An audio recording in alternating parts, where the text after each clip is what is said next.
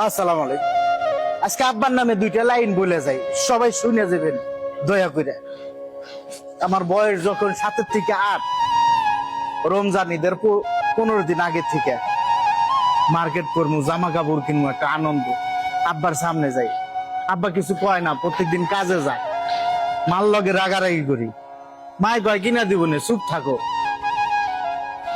এভাবে চলতে চলতে রোজার 28 দিন দেখি আব্বা একটা প্যান্ট একটা জামা কিনে আনছে হাটে থেকে। আমরা তো গরিব মানুষ, তো আমরা তো শপিং টপিং কিছু বুঝি না, আব্বাও নিয়ে যায় না।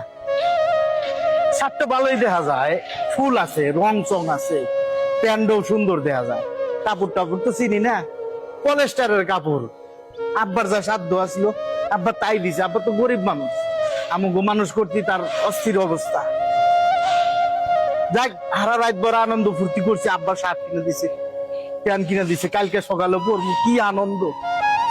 কালকে সকাল যখন হয়েছে, গোসল টোসল কইরা, এই শার্ট কইরা প্যান্ট কইরা মাঠে গেলাম। আব্বা টেহা দিল দুই টেহা, খুব খুশি আনন্দ। মাঠে থাক ঘুরে এসে দেখি যে আব্বা প্রত্যেকদিন যে পাঞ্জাবি পইরা মাঠে যায়, কাজে যায়, এই পাঞ্জাবি পইরা ঈদের নামাজ পড়ে গেছে। আব্বারে বললাম, আব্বা আপনি পাঞ্জাবি কেনেন নাই? কয় না, এটা গত বছর আগের বছর বানাইছি, এটা নতুন না, এটা দিয়ে এই তো ইস্তারি করছি, এটা নতুন হয়ে গেছে। আমার খুব খারাপ লাগছে, কিন্তু কিছু করার নাই, আব্বা গরিব মানুষ।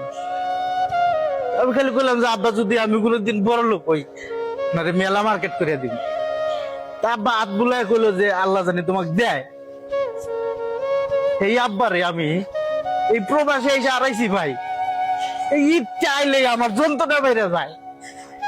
এই প্রবাস আমার বাপের গাইরা দিছে, বাপরে দেখতে পারি নাই। আব্বা আপনার অনেক ভালোবাসি, কইতে পারি নাই আব্বা। প্রবাস আমার শেষ করে দিল রে ভাই।